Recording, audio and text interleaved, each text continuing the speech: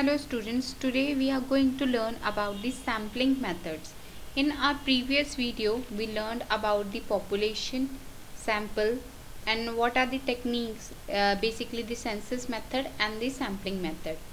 In this method, जैसे कि हमने अपनी previous video में sample की बात की थी, अब हम इस वीडियो में बात करेंगे कि वो पर्टिकुलर सैम्पल हम किस तरीके से चूज़ करते हैं और कितने टाइप्स होते हैं जिनके थ्रू हम ये मेथड्स अडॉप्ट करते हैं।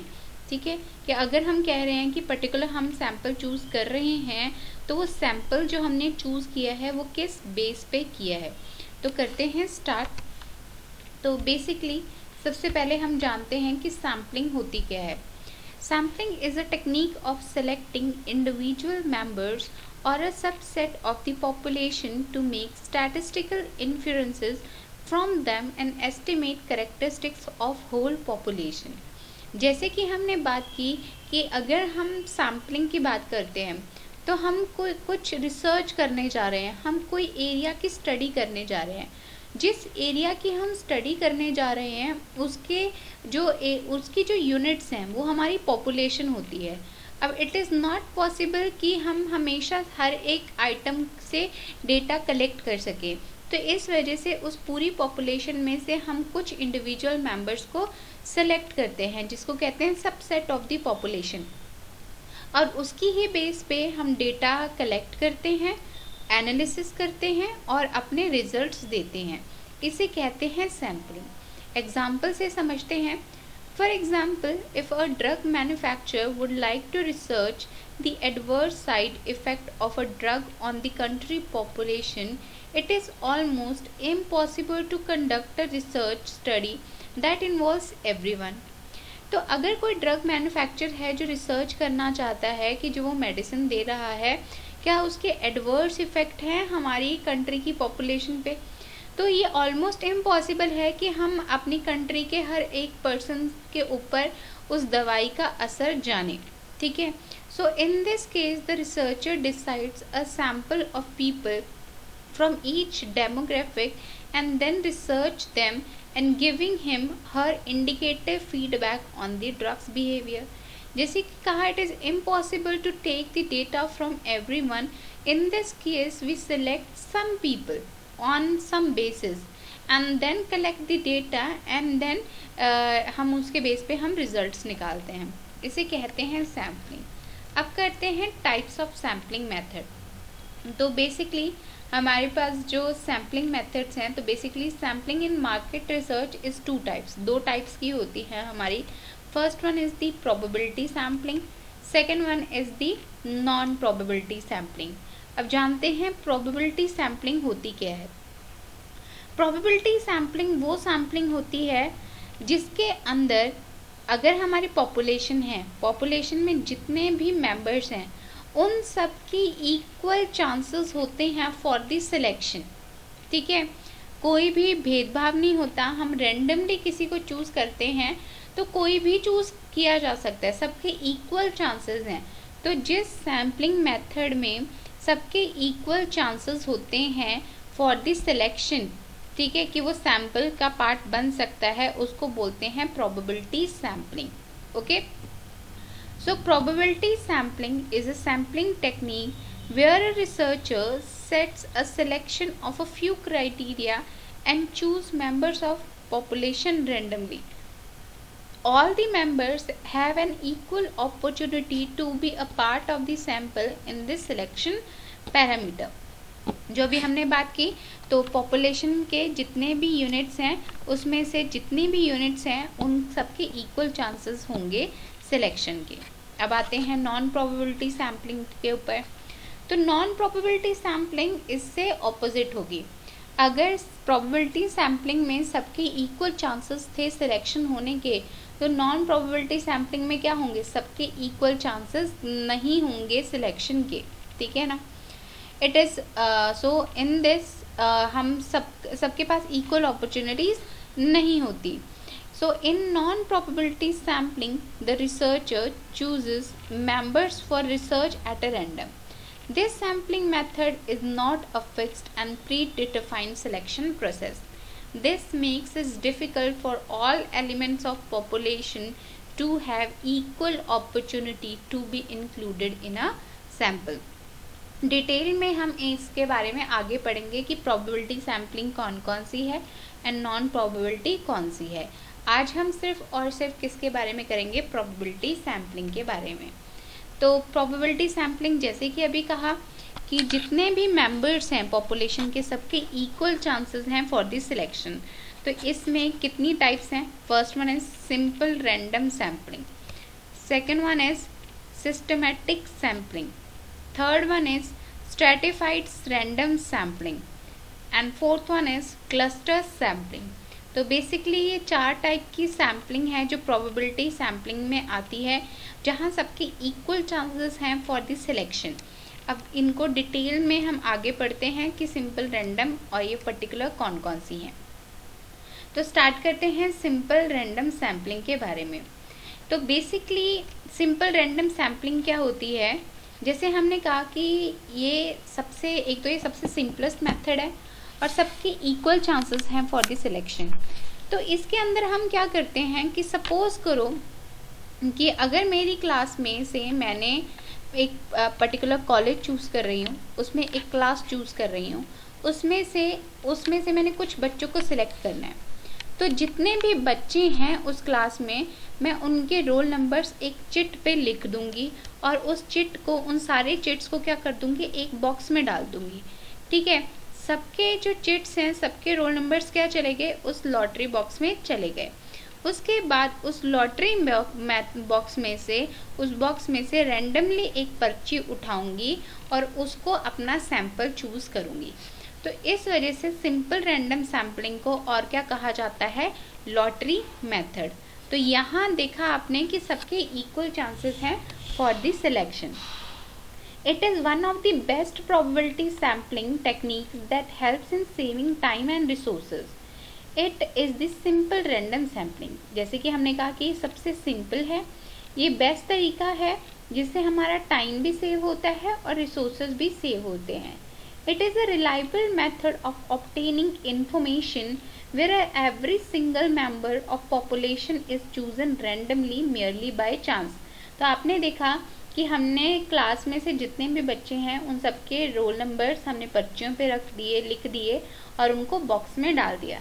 रैंडमली बाय चांस हम किसी को सिलेक्ट कर रहे हैं। ठीक है, तो इसे कहते हैं रैंडम सैम्पलिंग और इसका दूसरा नाम क्या है, लॉटरी मेथड। जानते हैं आगे। एग्जाम्पल लेते हैं।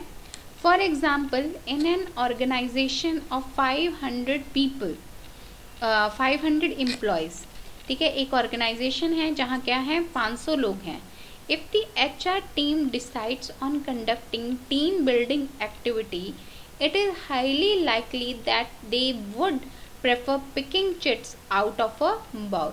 तो उन्होंने क्या करना है, एक्टिविटीज़ क्रिएट करनी है टीम बिल्डिंग के ऊपर। तो वो क्या करेंगे, वो प्रेफर करेंगे कि हम जितने भी 500 लोग हैं हमारे पास, उन सबके नाम चिट्स पे लिखें और एक बाउल्स में डालें और उन बाउल्स में से कुछ लोगों को चूज़ करें, ताकि किसी को ये ना हो कि हमारे चांसेस नहीं हुए सिलेक्शन के, कोई बायसनेस हुई है, कोई डिस्क्रिमिनेशन हुई है, क्योंकि सबके इक्वल चांसेस हैं for the selection. In this case each of 500 employees has an equal opportunity of being selected. तो ये था सिंपल रैंडम सैम्पलिंग। अब चलते हैं आगे। Next one is systematic sampling. अब देखो, सिस्टमैटिक सैम्पलिंग अगेन ये प्रोबेबिलिटी मेथड है। तो इसके अंदर क्या होता है, एक फिक्स्ड इंटरवल के बाद हम अपना सैंपल चूज़ करते हैं। ठीक है, जैसे कि आप स्क्रीन पे देख रहे हो कि सबसे पहले ऊपर हमारी पॉपुलेशन है 1 2 3 4 5 6 7 8 9 10, ये हमारी पॉपुलेशन है। अब हमने क्या लिया, एक इंटरवल लिया। एक इंटरवल के बाद हमने एक पर्सन को चूज़ किया। जैसे कि आप इसमें देख रहे हो कि हमारे पास टोटल 10 लोग हैं। ठीक है, तो हमने 5 लोगों को चूज़ किया, यानी कि 5 लोग हमारे सैंपल हैं। ये सैंपल हमने चूज़ कैसे किया, हर सेकंड पर्सन को हमने चूज़ किया। आप देख रहे हो, फर्स्ट के बाद सेकंड को हमने चूज़ किया, थर्ड को रहने दिया, फोर्थ को चूज़ किया, फिफ्थ को रहने दिया, सिक्स्थ को हमने चूज़ किया, सेवन्थ को हमने रहने दिया, 8th को हमने चूज़ किया, 9th को हमने रहने दिया, देन 10th को हमने चूज़ किया। तो इसके अंदर एक फिक्स्ड इंटरवल के बाद हम अपना सैंपल चूज़ करते हैं। So researcher use this systematic sampling method to choose the sample members of a population at a regular interval। तो आप यहाँ देख रहे हैं एक पर्टिकुलर रेगुलर इंटरवल ही फॉलो किया गया, हर सेकंड पर्सन को ही चूज़ किया गया।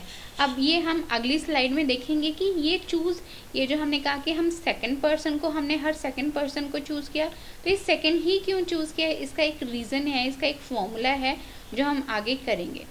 So it requires the selection of a starting point for the sample and sample size that can be repeated at a regular interval। तो वो regular interval पे क्या किया जाता है, प्रेफर किया जाता है। This type of sampling method has predefined range and hence this sampling technique is least time consuming। इसमें बहुत कम टाइम लगता है क्योंकि हमें पता है एक फिक्स्ड इंटरवल के बाद हमने पर्सन को चूज़ करना है, सैंपल में चूज़ करना है, तो टाइम हमारा कम लगता है। देखते हैं कैसे हम इसको चूज़ करते हैं। सो देखो फॉर्मूला क्या है। सपोज करो select your sample size from your population. Suppose करो हमारी पॉपुलेशन क्या है, 30 स्टूडेंट्स जिनके ऊपर हम स्टडी करने जा रहे हैं। सैंपल साइज 10 है, हमने 10 लोग अपने सैंपल में रखने हैं। तो calculate the ratio of population size to sample size. तो जितनी पॉपुलेशन साइज है उसको हम डिवाइड कर देंगे सैंपल साइज के साथ। तो पॉपुलेशन का साइज कितना था, 30, सैंपल साइज कितना हुआ 10, तो 30 डिवाइडेड बाय 1 तो कितना आया 3। तो select a random number between 1 and your ratio from step 2 that is 3।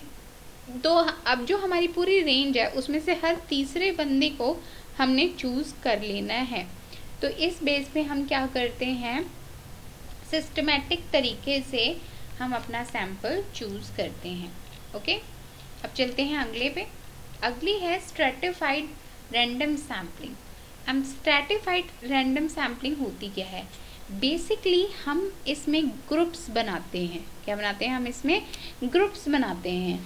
इसमें जो ग्रुप्स बनाए जाते हैं बेसिकली उस ग्रुप्स को स्ट्राटा कहा जाता है। सो stratified sampling is type of probability sampling in which first of all population is bifurcated into various mutually exclusive homogeneous subgroups। जैसे कि हमने कहा हमारी पूरी पॉपुलेशन हो गई, उस पॉपुलेशन को हमने डिवाइड कर देना है। डिवाइड किस में कर देना है, कुछ ग्रुप्स में। मगर ये जो ग्रुप्स होंगे ये किस बेस पे डिफाइंड होंगे, होमोजीनियस कैरेक्टर। होमोजीनियस मतलब वो सबके सब एक कैटेगरी के होंगे, एक क्वालिटी होगी, उनके एक फीचर्स होंगे, कॉमन कैरेक्टरिस्टिक्स होगा सब एक ग्रुप के बीच में, that is strata.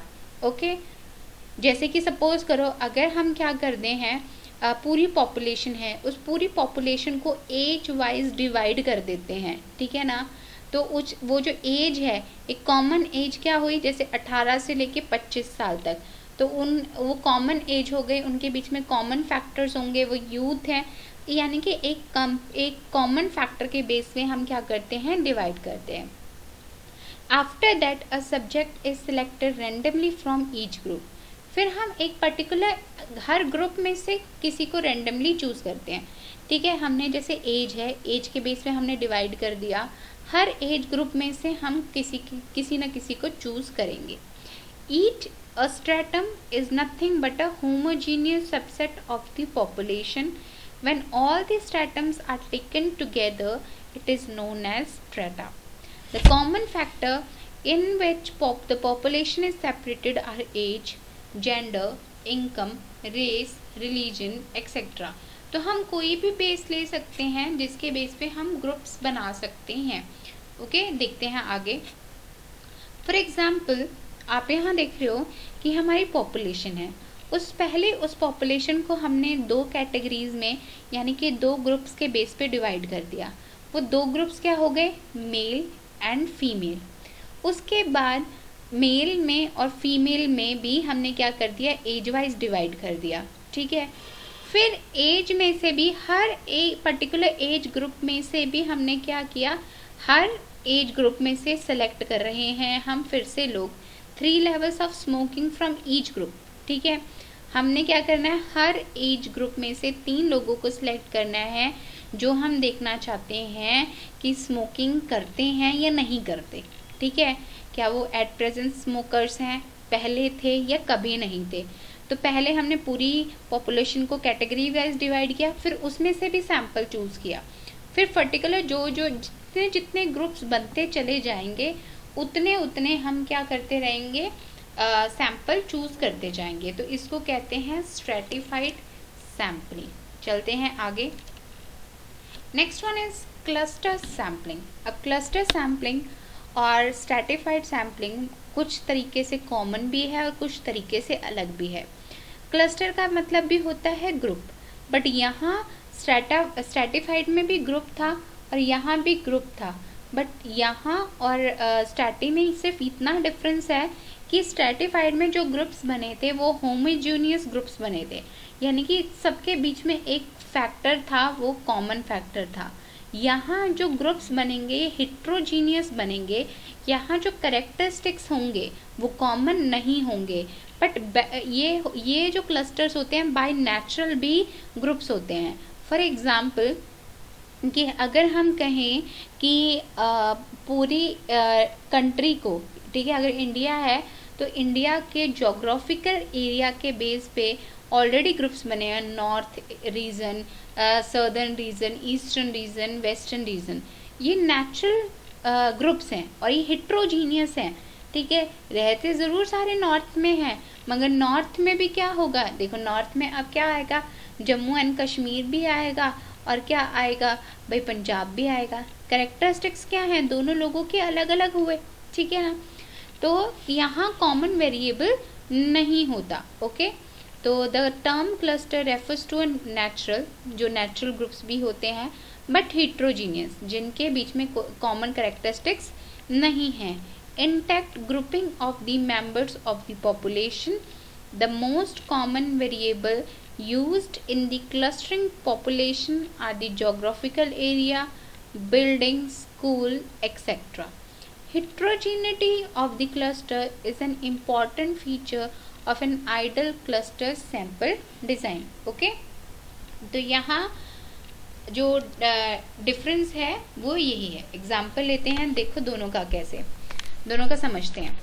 Stratified sampling from the name is when you enroll sample according to specific criteria। हमने पहले से specific criteria कर रखा है। For example, if there are 100 individuals in a room, ठीक है, एक रूम में कितने लोग हैं, 100 लोग हैं, उसमें से 30 बॉयज़ हैं और 70 गर्ल्स हैं, तो ऑलरेडी रेशियो बन गई। रेशियो कितनी बन गई, 3:7। Now you want to random select 20 sample. अब मुझे कितना सैम्पल चाहिए, मुझे सिर्फ 20 लोग चाहिए। अब स्ट्रैटिफाइड सैम्पलिंग ये कहती है कि आपका जो ग्रुप है ऑलरेडी सेक्स के बेस पे, जेंडर के बेस पे डिवाइड है। ठीक है, तो इसमें से क्या होंगी, क्योंकि देखो रेशियो क्या थी, 3:7, तो 20 में से 14 गर्ल्स सिलेक्ट होंगे रेशियो के बेस पे और 6 बॉयज सिलेक्ट होंगे। That this way you have maintain an original gender distribution in your sampling. तो इसमें जो ओरिजिनल जेंडर बेस्ड डिस्ट्रीब्यूशन है वो रेशियो हमने फॉलो की, और इसी मेथड को कहते हैं प्रोपोर्शनेट स्ट्रैटिफाइड सैम्पलिंग। ठीक है, अगर तो मैं वो रेशियो को माइंड में रखूंगी जो जर्नल रेशियो चली आ रही है और उसी बेस पे अपना सैंपल सेलेक्ट करूंगी, तो उसको क्या कहेंगे, प्रोपोर्शनेट स्ट्रैटिफाइड सैम्पलिंग। मगर अगर अब मैं इस चीज़ को माइंड में ना रखूं और मैं दोनों को इक्वल चूज करूं, ठीक है, तो मैं कहूँगी अगर मेरे को 20 सैंपल चूज करने हैं तो उसमें से 10 बॉयज़ होंगे, 10 गर्ल्स होंगी, तो वो क्या होगा, नॉन प्रोपोर्शनेट स्ट्रैटिफाइड सैम्पलिंग। तो ये था स्ट्रैटिफाइड सैम्पलिंग। अब देखते हैं ये क्लस्टर सैम्पलिंग से कैसे अलग है। So cluster sampling on the other hand is when you have a large population. ठीक है, मेरे पास पॉपुलेशन क्या है जिसकी स्टडी मैं करने जा रही हूँ, एरिया बहुत वाइड है, सो से 50 डिस्ट्रिक्ट, ठीक है, 50 डिस्ट्रिक्ट हैं। You want to study say behavioral traits and you can afford only 5 districts in your sampling। मैं रिजल्ट्स अपनी स्टडी तो 50 डिस्ट्रिक्ट्स में के ऊपर करना चाहती हूँ, उनके बिहेवियरल ट्रेट फाइंड आउट करना चाहती हूँ, उन लोगों के बिहेवियरल ट्रेट फाइंड आउट करना चाहती हूँ, मगर मैं अफोर्ड सिर्फ और सिर्फ 5 डिस्ट्रिक्ट्स कर सकती हूँ। तो वो जो 5 डिस्ट्रिक्ट्स मैंने रेंडमली सेलेक्ट किए हैं, ठीक है, out of 50, that is cluster. If you go further to select a sub district from 5 district in your sampling, that is multi stage cluster sampling. Hope so कि आप लोगों को यहाँ इतना समझ आ गया होगा. ये था प्रोबेबिलिटी सैम्पलिंग के ऊपर. कल हम पढ़ेंगे नॉन प्रोबेबिलिटी सैम्पलिंग के ऊपर. Thank you very much.